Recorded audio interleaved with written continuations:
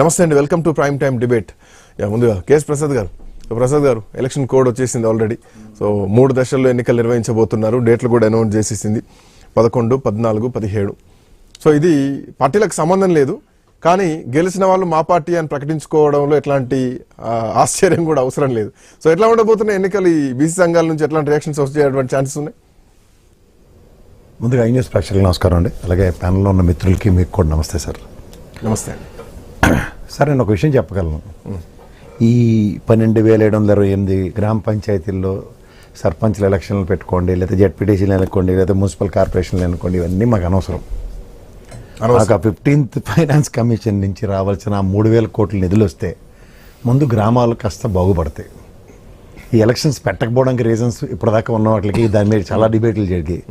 ఇప్పుడు ఈ జూబ్లీహిల్స్ ఎలక్షన్ చూస్తూ లేదో దీన్ని సాధిద్దామన్న తాపత్రయం కన్నా ఇది ఎలాగో ఎవరు పడితే వాళ్ళు క్లెయిమ్ చేసుకోవచ్చు, ఆ ప్రివిలేజ్ ఉంది. సో దీన్ని పక్కన పెట్టి అట్లీస్ట్ ఎలక్షన్స్ అయితే జరిగితే ముందు ఆ 15th ఫైనాన్స్ కమిషన్తో మన బట్టి విక్రమార్క గారు ఢిల్లీలో యుద్ధ ప్రాతిపదిక మీద కూర్చుని ఏం చేస్తారో తెలియదు 3,000 కోట్లు వచ్చే కార్యక్రమానికి తెరలేపమనండి ఫస్ట్. తర్వాత మనం ఆలోచిద్దాం. తర్వాత ఎందుకు అనుమానం వ్యక్తం చేస్తున్నారు? ఫస్ట్ అయితే బీజేపీ వాళ్ళ మీద నమ్మకం ఎన్నికలు జరగడం ఓకే కానీ డబ్బులు వస్తాయన్నటువంటి నమ్మకం లేదు. నాకు బీజేపీ మీద నమ్మకం లేదు సార్. సదరన్ స్టేట్స్ వాళ్ళు చచ్చినా డబ్బులు ఇవ్వరు. అందులో ముఖ్యంగా ఇక్కడ కాంగ్రెస్ రూలింగ్ గవర్నమెంట్ వాళ్ళ దగ్గర జరపట్లేదు కదా. ఎన్నికలు జరిపితే డబ్బులు ఇస్తారు కదా, ఎన్నికలు లేనప్పుడు సార్ ఎన్నికలు జరిగిన తర్వాత ఇవ్వకపోతే అప్పుడు కదా ఈ ప్రశ్న రావాల్సింది. సార్ ఒకటి గుర్తుంచుకోండి, కొన్ని కీడించి మేలించాలి. పక్క రాష్ట్రాల్లో ఆంధ్రప్రదేశ్లో కూడా అన్నీ జరిగి ఉన్నప్పుడు ఎంత బకాయిలు ఉన్నాయో అందరికీ తెలుసు. అక్కడ సో ఈ పంచాయతీరాజ్ కేవలం 3,000 కోట్ల కోసం రాష్ట్ర ప్రభుత్వం ఎన్నికల్లో పోద్దా? రాష్ట్ర ప్రభుత్వం దగ్గర బడ్జెట్ లేదా? గ్రామ పంచాయతీలకు నిధులు ఇవ్వడానికి, నియోజకవర్గ అభివృద్ధి కోసం 3,000 కోట్ల కోసమే ఎన్నికలు పెట్టేటువంటి పరిస్థితి ఉందా? బీసీ సంఘాలకు బీసీ సంక్షేమం కోసమే 10-20,000 కోట్లు పెట్టేటువంటి బడ్జెట్ ఉన్నటువంటి రాష్ట్రంలో బడ్జెట్లోనే పెట్టారు సార్. బీసీ సంఘాలకి 10,000-20,000 కోట్లు మీరు ఎక్కడ దాకా గ్రౌండ్ బడ్జెట్ లోనే పెట్టారు. నేను బడ్జెట్ నేను అదే చెప్తున్నాను కదా. నాకు బడ్జెట్ గత ఫిబ్రవరి అయిపోయింది, రేపు ఫిబ్రవరి రావడానికి సిద్ధంగా ఉంది. బీసీ సంఘాలకి మీరు కంటి తుడిపి చర్యగా మీకు 20,000 కోట్లు పెట్టారు. సెబాస్ దాని అవుట్కమ్ వాళ్ళ బీసీ సంఘాలు మళ్ళీ రోడ్డు మీదే ఉన్నాయి.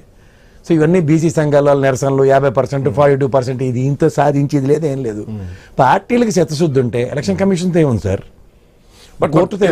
గతంలో సార్ మీకు ఎవరు చెప్తున్నాను, సర్పంచులు ఆత్మహత్యలు చేసుకున్నారు, సర్పంచులకు నిధులు రావట్లేదు, సర్పంచులు అప్పులు చేసుకున్నారు, పుస్తలు అమ్ముకున్నారు, ఆస్తులు అమ్ముకున్నారు, భూములు అమ్ముకున్నారు, అభివృద్ధి కోసం ఖర్చు పెట్టారు. బిల్లులు రానటువంటి పరిస్థితుల్లోంచి ఈ రోజు ఎన్నికలు జరిపేటువంటి పరిస్థితి వచ్చింది కదా. నేను ఒక మాట చేసి, ఒక సర్పంచ్ దగ్గర 50 లక్షలు ఖర్చు పెట్టి ఎలక్షన్ వెళ్తున్నాడు. ఈ జగవరిగిన సత్యం. అతని స్థాయిని మించి నెత్తికి భారం తెచ్చుకొని వెళ్తున్నాడు. అట్లీస్ట్ నిధులు వస్తే 5-10 కక్కుర్తి పడడానికైనా అవకాశం ఉంటుంది. అది కూడా నిధులు రాకపోయినప్పుడు ఎక్కడి నుంచి వస్తారు వాళ్ళు? సంచిత మీరు అన్నట్టు పుస్తులు తాకట్టు పెట్టడం, ఉరి శిక్షలు, ఊరేసుకొని చచ్చిపోవడాలు ఇవన్నీ జరుగుతూనే ఉన్నాయి. సార్ నాకు ఈ రిజర్వేషన్లు, కోర్టులు ఉన్నాయి, ఇవన్నీ నాకు అనవసరం. కాంగ్రెస్ పార్టీ స్టాండ్ తీసుకుని నేను 70% బీసీ వాళ్ళకి ఇస్తానంటే ఎవరైనా కాదంటారా? అయితే బీఆర్ఎస్ పార్టీ నేను 80% నేను బీసీ సంఘాలకు ఇస్తాను, నేను ఓట్లు బీసీ నాయకులకి ఇస్తానంటే ఏమైనా కాదంటారా? ఎవరు కాదంటారు, మనమే అదృష్టం అనుకుంటారు. అలా కాదండి. వీళ్ళు పార్టీలకు చర్చ లేకుండా కోర్టు నిర్ణయానికి అనుగుణంగా ఏంది సార్? ఒకళ్ళేమో బీసీల మీద పునాదుల మీద పార్టీలు పెట్టామంటారు. ఇవన్నీ కథలు చెవులు పుల్లెడిపోయి. ఇప్పుడు ఆర్ కృష్ణయ్య గారు ఉన్నారు, నిస్వార్థంగా నెక్కచ్చిగా నాకు తెలిసి దగ్గర 1.5 మందికి వెనకబడిన బీసీ ప్రజలకి చదువుకోవడానికో ఉద్యోగం తెచ్చుకోవడానికో ఆయన వంతుగా ఆయన సాయం చేయగలిగిన ఒక్క వ్యక్తితో అయిన పని ఎంతమంది ప్రభుత్వం ఎందుకు అవట్లే? ఎన్ని అన్నాళ్ళు వింటాం పెట్టకథలు. ఇంతో అంత పని చేసేవాడిని కూడా రాజకీయాల్లోకి లాగేసి బలవంతాన్ని పార్టీలు, నువ్వు మావాడివి, నేను నీవాడిని, గతంలో ఆంధ్రవాడివి, ఇప్పుడు మళ్ళీ తెలంగాణ వాడివి, ఓవరాల్గా ఇప్పుడు దేశవ్యాప్తంగా నాయకుడని ఆయన లాంటి కూడా కొంత కట్టే కార్యక్రమం తీసుకొచ్చారు. మీరు ఇందాక మాట్లాడారు బట్టి విక్రమార్క గారు చిత్తశుద్ధి ఉంటే పోయి కేంద్రం. నేను చిత్తశుద్ధి ఉంటే అనలేదు. ఈ ఎలక్షన్లు అయిపోయిన వెంటనే ఫలితాలను బేస్ చేసుకుని ముందు ఆయన ఢిల్లీలో కూర్చున్న 3,000 కోట్లు తీసుకొస్తే గ్రామ స్వరాజ్యం. కాంగ్రెస్ పార్టీ మీద నమ్మకం ఉన్నది, కొట్లాడుతుంది అని చెప్పేసి బీజేపీ మీద నమ్మకం లేదు. నాకు ఫస్ట్ థింగ్ బీఆర్ఎస్ పార్టీ మీద, కాంగ్రెస్ పార్టీ మీద నాకు ఖచ్చితంగా నమ్మకం ఉంది. కానీ వడ్డించేవాడు మనోడైతే లాస్ట్ పంతిలో కూర్చున్న మన బూరి గ్యారంటీ. కానీ వడ్డించేవాడు బీజేపీ వాడు కాబట్టి ఖచ్చితంగా సదరన్ స్టేట్ కి ఎంగిల్ చేత కూడా కొట్టట్లే, అది మోమటం లేదు. మీకు అర్థమవుతుంది. There will be a lot of alternatives to give around, but alternatives కూడా వాళ్ళు ఎక్స్ప్లోర్ చేయకుండా నిష్కచ్చిగా ప్రతిదానికి ఇది వంకలు పెడుతున్నారు. ఇది కష్టమని ఇష్టం సార్. గ్రామ పంచాయతీ నిధులు కూడా ఆపేటువంటి పరిస్థితుల్లో కేంద్రం ఉంటుందంటారా?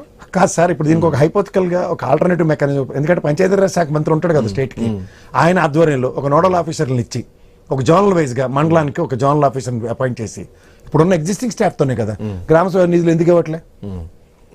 ఈ ఎలక్షన్స్ అనేది ఎక్స్క్యూజే కదా సార్. వీళ్ళు తీసుకుంటున్న ఎక్స్క్యూజ్ ఏంటి? మేము 50 ఇద్దామంటే 42 కోర్టు ఆపుతుంది. దీస్ ఆర్ ఆల్ ఎక్స్క్యూజెస్ కన్నా మీకు ఏమైనా కొత్త కనబడుతున్నాయా? ఇప్పుడు ఒక స్టిపులేటివ్ టైంలో ఎలక్షన్స్ జరగాలి సార్.